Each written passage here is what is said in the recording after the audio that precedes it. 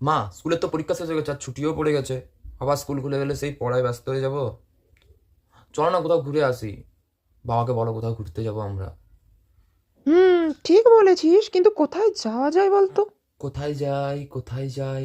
উম, আগের বারে তো আমরা দীঘা যাব আমরা, কাছেও হবে আর কম খরচ, একদিন থেকে পরের দিন চলে আসবো বাড়িতে। তোর বাবা অক্টোপাস খেতে ভালোবাসে, সেটাও খাওয়া হয়ে যাবে, ব্যাস। মা, লাক্ষাদ্বীপটা গেলে তো ভালো হয়। একটু বেশি আনন্দ করতে পারবো ওখানে। আর নতুন জায়গা, ভালো লাগবে। এই কি কি কি লাক্ষাদ্বীপ?